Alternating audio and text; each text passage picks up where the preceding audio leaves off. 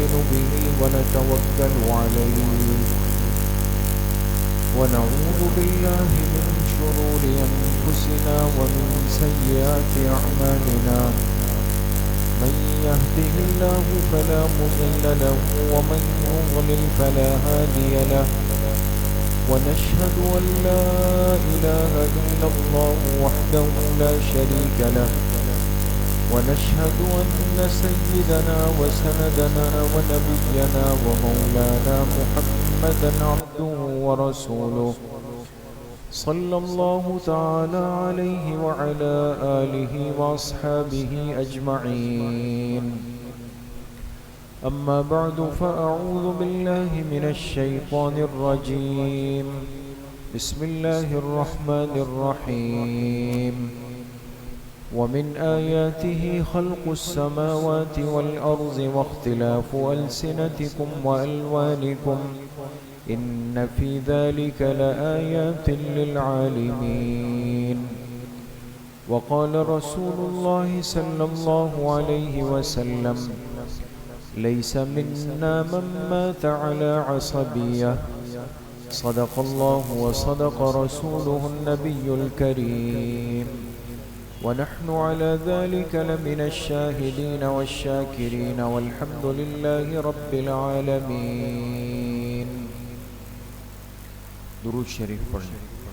اللهم صل على محمد وعلى آل محمد كما صليت على إبراهيم وعلى آل إبراهيم إنك حميد مجيد. اللهم بارك على محمد وعلى آل محمد كما باركت على إبراهيم وعلى آل إبراهيم إنك حميد مجيد. میرے محترم دوستو، بھائیوں اور بزرگوں،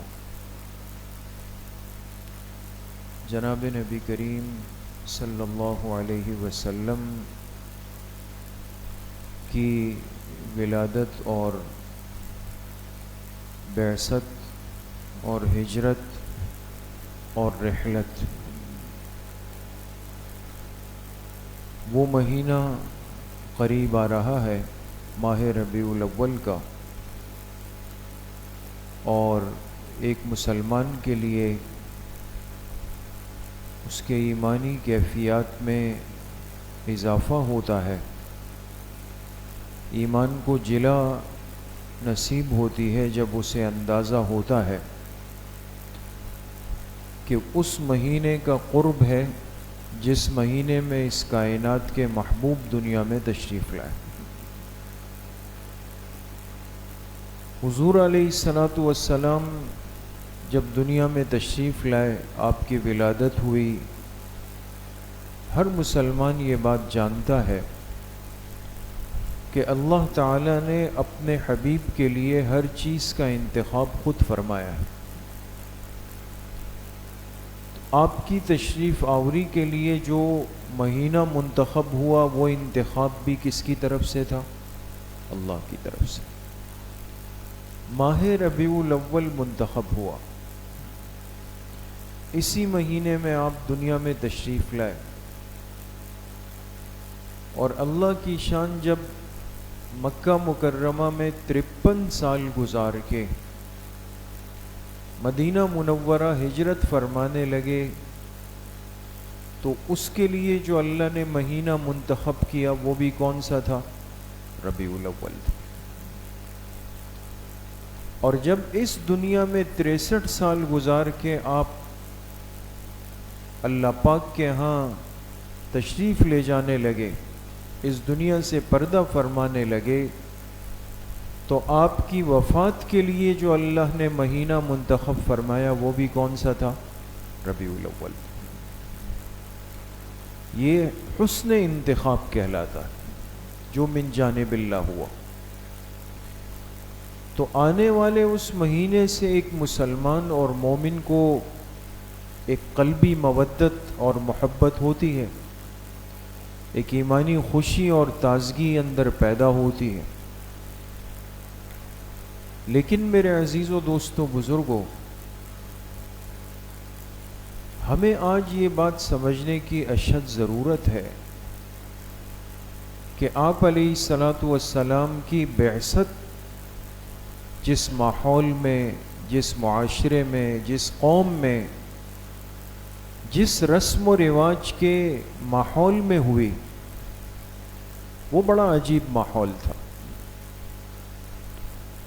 اس ماحول اور اس زندگی میں زندگی کے گزارنے کے سلیقے اور طریقے اور معیار بالکل جدا تھا۔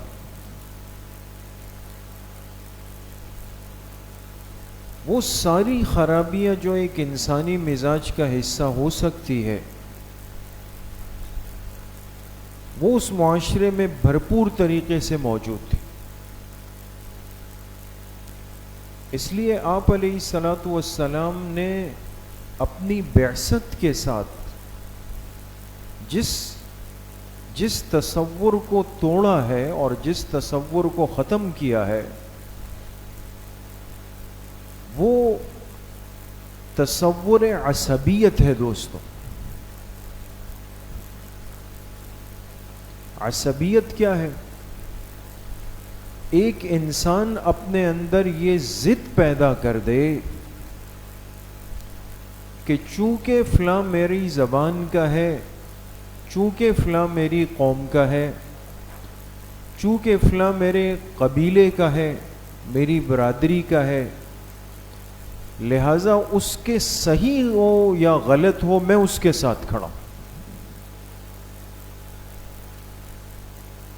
تو یہ فرق نہیں تھا کہ آپ کے ساتھ دینے کا معیار کسی کا صحیح یا غلط ہونا ہے، بلکہ معیار عصبیت بن چکا تھا دوست۔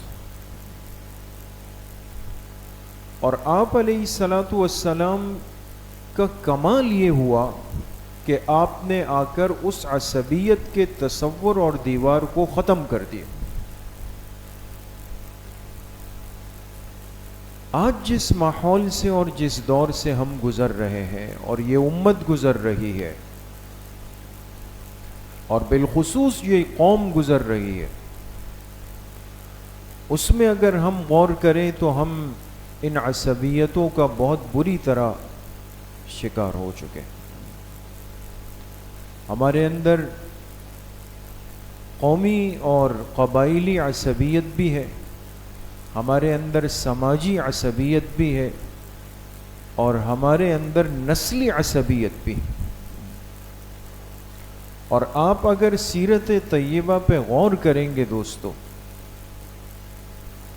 کہ جناب نبی کریم صلی اللہ علیہ وسلم نے آ کر بالترتیب ایک ترتیب اور ایک نظم کے ساتھ ان تینوں قسم کے تعصبات کو اپنی امت کے اندر سے ختم فرمایا۔ اس لیے آپ غور کریں، آج بھی سنجیدہ طبقے میں، سنجیدہ ماحول میں اگر کسی شخص کا مسئلہ ہے، ایک فرد کا کوئی مسئلہ ہوا، وہ کہتا ہے بھئی میرے ساتھ یہ مسئلہ ہے، میرے ساتھ یہ ہوا، میرے ساتھ یہ ہوا، لیکن وہ ایک فرد ایک گھرانے سے جڑا ہوا ہے، تو اس خاندان کے بڑے اس فرد سے کیا کہتے ہیں، بھائی دیکھیں ساری باتیں ہیں، لیکن اگر آپ ضد کریں گے آپ کا تعلق اپنے گھرانے سے ٹوٹ جائے گا، تو لہٰذا فرد کو قربانی دینی پڑی تاکہ گھر بچ جائے۔ اور اگر ایک گھر کو کوئی شکایت آج ہوتی ہے گھرانے کو اپنے پورے خاندان سے، وہ شاکی ہوتا ہے کہ میرے خاندان نے میرے اچھے برے میں یہ نہیں کیا، ساتھ نہیں دیا، کھڑا نہیں ہوا، توجہ نہیں دی، یہ نہیں کیا، وہ نہیں کیا، ساری باتیں۔ لیکن جب بڑے سمجھدار سنجیدہ لوگ بیٹھتے ہیں، وہ کہتے ہیں دیکھیں آپ کی بات سب صحیح ہے، لیکن اگر آپ ضد کریں گے، الگ ہو جائیں گے، تو آپ کی وجہ سے کیا ہوگا کہ پورا خاندان بکھر جائے گا۔ گھر قربانی دے دیتا ہے تاکہ ایک خاندان بچ جائے،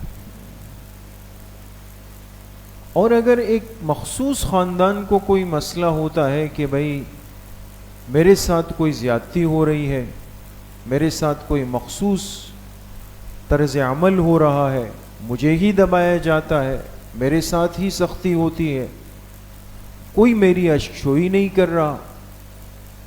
تو بڑے سنجیدہ لوگ ان سے کہتے ہیں ساری باتیں صحیح ہے، آپ صبر کریں، لیکن آپ اگر ضد کریں گے تو یہ قوم بکھر جائے گی. ایک خاندان قربانی دے دیتا ہے تاکہ قوم بچ جائے. اور اگر ایک قوم کا کوئی مسئلہ ہوتا ہے اور وہ شاکی ہو، شکایت کر رہی ہو، فریاد کر رہی ہو، گلے شکوے کر رہی ہو کہ مجھے تو کسی مسلمان نے پوچھا نہیں، کسی امتی نے میرا پوچھا نہیں، تو اس کو کہا جاتا ہے آپ کی ساری باتیں بجا ہے، سر تسلیم خم ہے، سر آنکھوں پر ہے، لیکن آپ ضد کریں گے اپنی قوم کی وجہ سے تو امت ٹوٹ جائے گی. تو لہٰذا امت کو بچایا جائے گا، اور امت کے نیچے جتنے بھی مراحل آپ کے سامنے، فرد ہو، گھرانہ ہو، خاندان ہو، قوم ہو، معاشرہ ہو، یہ سب قربان ہو سکتا ہے دوستو، لیکن امت کا شیرازہ نہیں بکھیرا جا سکتا. جس دن سے یہ امت ٹوٹی ہے اور امت کا شیرازہ بکھر گیا اور ہم تقسیم ہو گئے، قومیں بٹ گئی، قبائل بٹ گئے، رسم و رواج میں ہم تقسیم ہو گئے، ہر چیز ہم نے اپنی جدا کر لی. آج اس کا زندہ نقصان یہ ہے کہ ہر آدمی، ہر قوم، ہر ملک وہ اپنی بقا کی جنگ مظلوم اور مجبور، لاچار، بےکس ہو کر اکیلا لڑ رہا ہے. ایسا ہے نہیں ہے دوست؟ آج کون سا مسلمان ہے کہ جس کا دل غمزدہ نہیں ہے اپنے فلسطینی بھائیوں کے لیے؟ ہم کڑ سکتے ہیں، اندر سے رو سکتے ہیں، لیکن یہ فاصلے کیوں پیدا ہو گئے دوستو؟ کیوں ایک امت کا حصہ اتنا دبا دیا گیا، قتل کر دیا گیا، خاک و خون میں نہلا دیا گیا، لیکن باقی امت دم نہیں مار سکتی؟ اس لیے کہ ہم اپنے آپ کو بانٹ چکے ہیں دوستو، تقسیم کر چکے ہیں. اس لیے یہ باتیں تو خیر تفصیلی ہیں، لیکن ہمارے اکابر نے، ان کو اللہ نے جو فراست دی، جب سب سے آخر میں اس امت نے جس خلافت کا تصور دیکھا وہ خلافت عثمانیہ ہے. اس کے بعد اس امت میں اب خلافت کا تصور کہیں نہیں. خلافت راشدہ سے چلنے والا سلسلہ خلافت چلتے چلتے کسی بھی انداز میں ٹوٹے پوٹے لڑکھڑاتے ہوئے آئے، خلافت عثمانیہ پہ آئے.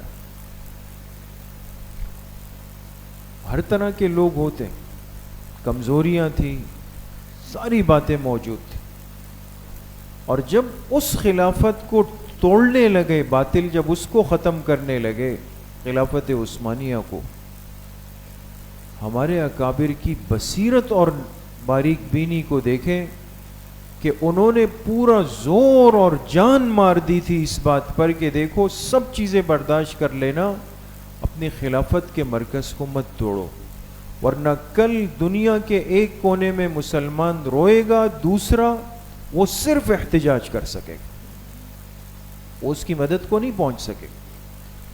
خلافت وہ بوسٹر ہے دوستو، بوسٹر، جس سے سارے سنگلز پاس ہوتے ہیں اور جمع ہوتے ہیں.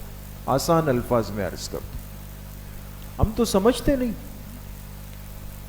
اس لیے باطل نے ہم سے ہمارا مرکز لیا، وہ کمرہ لے لیا جس سے سارے سنگلز جڑ رہے تھے. کل ہم ایک کو قربانی کا بکرا بنائیں تو باقی تماشا دیکھیں، کر کچھ بھی نہیں سکے.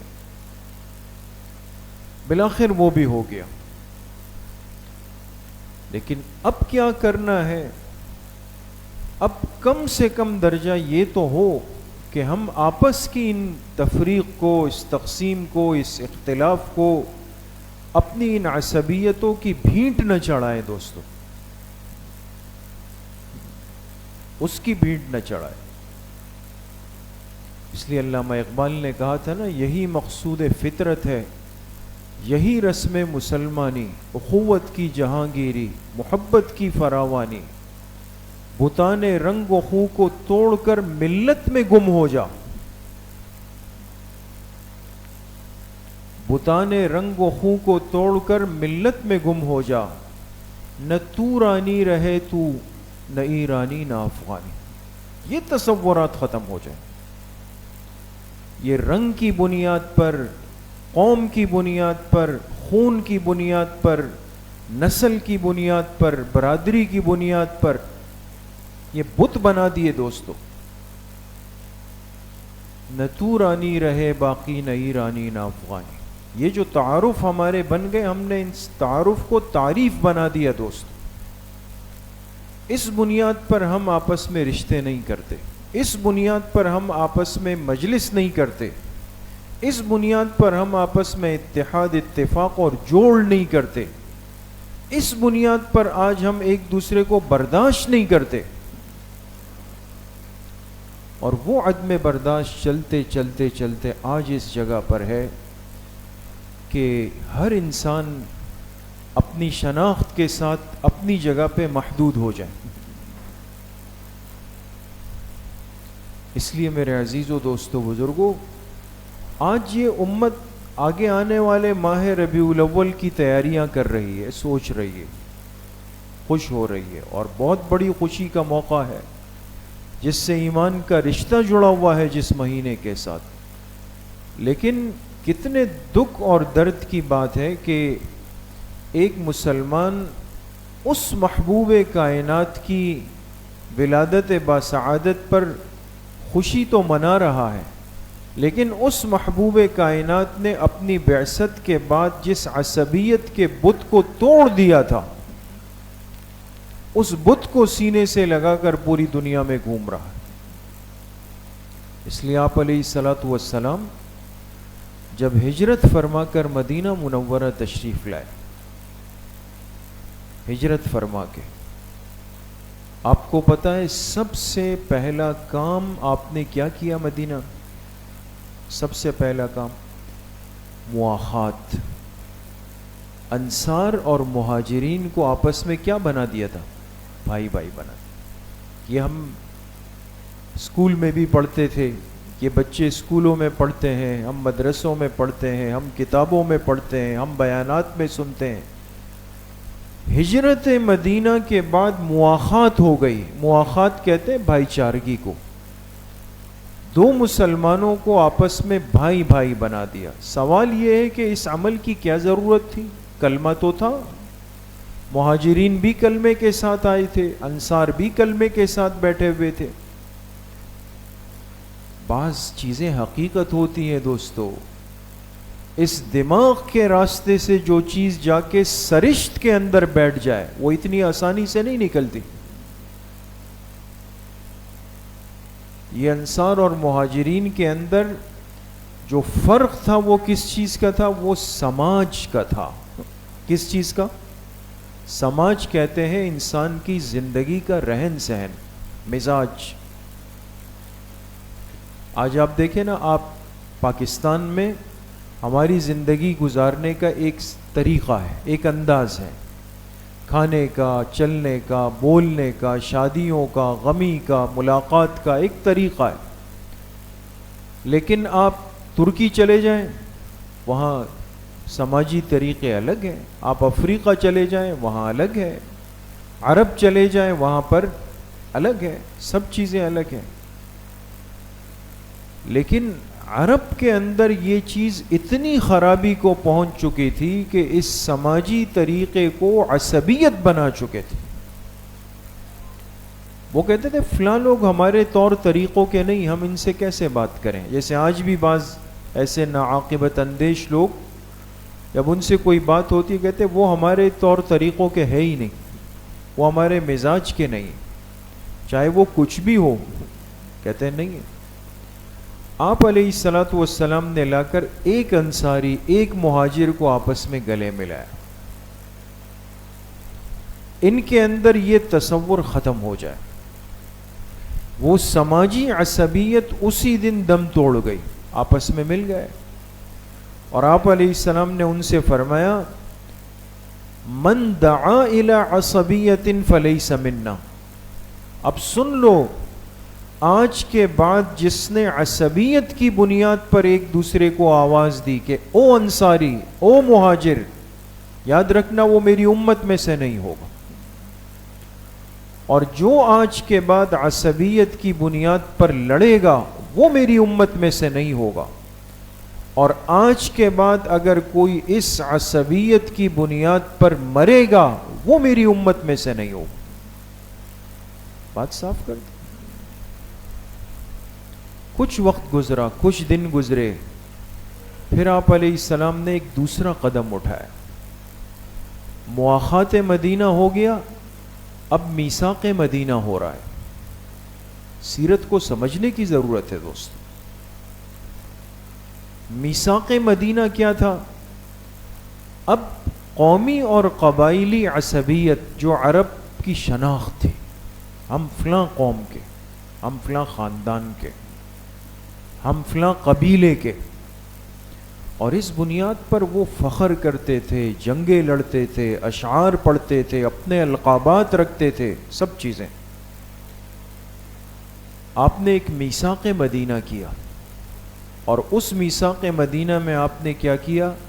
مسلمانوں کو، یہود کو، عرب کے مدینہ منورہ کے اطراف کے تمام قبائل کو باقاعدہ دعوت دے کر مدینہ منورہ میں جمع کیا. ان کو جمع کیا اور ان سے فرمایا کہ چاہے ہمارا دین کوئی بھی ہو، کوئی بھی ہو، لیکن بحیثیت ایک پڑوس، ایک قرب اور ایک تعلق کے ہمیں آپس میں جڑ کر زندگی گزارنی چاہیے.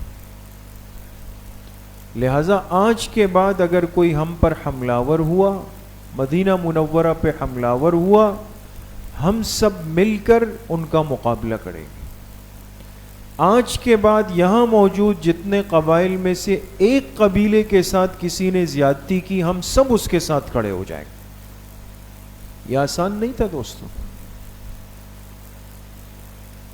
اور وہ میثاق مدینہ پر سب کا اتفاق ہوا، یہاں تک کہ یہود جو آپ کے ازلی ابدی دشمن تھے، انہوں نے بھی اس حقیقت کو تسلیم کیا.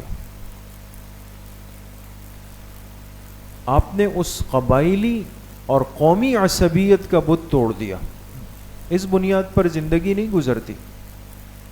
آپ ایک ساتھ بھی رہے اور آپ کہے جی میں فلاں قوم، آپ ایک ساتھ بھی رہے، آپ کہے جی میں فلاں قبیلہ. یہ نہیں ہو سکتا.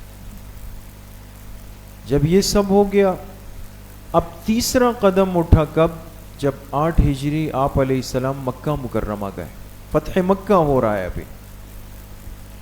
اب فتح مکہ، اب سب سے بڑا قدم وہ نسلی عصبیت کا تھا. نسلی عصبیت کیا ہے؟ ہم آزاد، یہ غلام، یہ تو خاندانی غلام ہے. لہذا وہ صحابہ اکرام جن کا خاندانی پس منظر غلامی میں گزرا ہوتا، لوگ ان کو قبول نہیں کرتے تھے، ان کا مذاق اڑایا جاتا تھا. لیکن آپ علیہ الصلاۃ والسلام نے کیا کمال کیا؟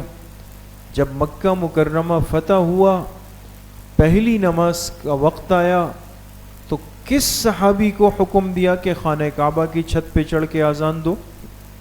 حضرت بلال رضی اللہ. آزاد کردہ غلام جن کو مکہ میں سب سے زیادہ تکلیفیں دی گئی، غلامی کے طعنے جن کو سب سے زیادہ ملے تھے. لیکن آج آپ نے بتایا کہ اس کائنات کی سب سے مقدس، مبارک، محترم قبلے کی چھت پر وہ شخص کھڑے ہو کر اذان دے گا کہ جس کے پس منظر میں ایک غلامی کا تصور ہے، لیکن جس مبارک دین کو لے کر میں دنیا میں آیا ہوں وہاں یہ نسلی عصبیت قابل قبول نہیں ہے. ان کے ذریعے سے اذان دی. اس لیے میرے عزیز و دوستوں، بھائیوں اور بزرگوں، آج باطل اس راستے سے ہماری اس قومی اجتماعیت کو، اس ملک کی ترتیب اور نظام کو تباہ کرنا چاہتا ہے۔ ہمارے آپس میں عدم برداشت پیدا ہو جائے، ہم صرف اس بنیاد پر ایک دوسرے کو تسلیم نہ کریں کہ چونکہ یہ میری زبان نہیں بول رہا، یہ میری زبان والا نہیں تو بس یہ تو زندہ رہنے کے قابل نہیں، چونکہ یہ میرے مسلک اور عقیدے کا نہیں تو یہ میرے نزدیک زندہ رہنے کا قابل نہیں۔ کیوں ہمارے اس ماحول اور معاشرے کے اندر کیا سب کچھ ہم برداشت نہیں کرتے دوستو؟ ہر ایک اپنے مذہبی ایام اور رسومات کو کس طرح دھندناتے ہوئے مناتا ہے، وہ تو سب نے قبول کیا، انہی راستوں سے سب آتے ہیں، سب جاتے ہیں، اپنے ایام گزارتے ہیں۔ لیکن اگر کوئی کہے کہ نہیں جی یہ راستہ جو ہے اس پر تو میں پہرا لگا کے بیٹھا ہوں، چونکہ یہ میرے مسلک و مشرب کا راستہ ہے، یہاں سے کوئی گزر کے دکھا دے یا یہاں سے کوئی اپنا نعرہ لگا کے دکھا دے، ختم نبوت کی بات کر کے دکھا دے، وہ مجھے قبول نہیں۔ اس لیے میرے محترم دوستو بزرگوں، یہ ساری باتیں اس کمزوری کی وجہ سے پیدا ہوئی کہ اس امت نے اس کمزوری کو دوبارہ اپنی زندگی میں جگہ دینا شروع کر دی جس نے آپ علیہ السلام کی بعثت سے پہلے انسان کو ذلیل کر کے رکھ دیا تھا۔ اس نسلی امتیاز سے، اس قومی امتیاز سے، اس قبائلی عصبیت سے آج نکلنے کی اشد ضرورت ہے دوست۔ ہمارا تعارف من حیث الامت ہونا چاہیے، مسلمان کے طور پہ ہمارا تعارف ہونا چاہیے۔ اور میں نے شروع میں جیسے بات آپ سے اشارتاً عرض کی کہ نقصان تو ہو چکا جب مرکز خلافت کو توڑ دیا گیا، مرکز چلا گیا ہاتھ سے، لہٰذا ہر آدمی اپنی اپنی قوم کو سنبھال کے اب بیٹھ گیا ہے۔ کبھی ایک جو ہے وہ قصائی کی چھری کے نیچے آئے گا، پھر دوسرا آئے گا، پھر تیسرا آئے گا، پھر چوتھا آئے گا۔ باقی اسلامی دنیا کیا کرے گی؟ وہ پلے کارڈ اٹھا کے اس پہ احتجاج کرے گی، اور ہم ایک ایک کر کے ذبح ہوتے رہیں گے، اور ہماری مظلومی کی تصویریں اور ویڈیوز آتی رہیں گی۔ بہت زیادہ ہوا تو ایک دوسرے پر نظمیں بنا لیں گے۔ اس لیے میرے عزیز و دوستو بزرگوں، یہ ملک بڑی قربانیوں سے حاصل ہوا ہے، اس کی بنیادوں میں لاکھوں مسلمانوں کا خون شامل ہے۔ اس لیے اس بے دردی کے ساتھ اور اس زیادتی کے ساتھ اس ملک سے یہ سلوک کرنا، یہ اللہ پاک کی اس نعمت کی ناقدری ہے۔ اس لیے کم سے کم اپنے ماحول میں آپس میں اٹھتے بیٹھتے، ایک دوسرے سے ملتے جلتے، ہم ان بے مقصد باتوں سے اپنی مجالس کو گندہ نہ کریں، غبارآلود نہ کریں، پراگندہ نہ کریں اس کو، اور امت کی حیثیت سے آپس میں بیٹھیں بھی، آپس میں ملے بھی، ایک دوسرے کے دکھ درد غم خوشی میں شرکت بھی کریں، تاکہ کم سے کم ایک اتحاد اور اتفاق کا پیغام باطل تک منتقل کریں گے نا انشاءاللہ۔ اللہ کریم مجھے بھی آپ سب کو صحیح عمل کی توفیق نصیب فرمائے۔ الحمدللہ رب العالمین والصلاة والسلام علی سیدنا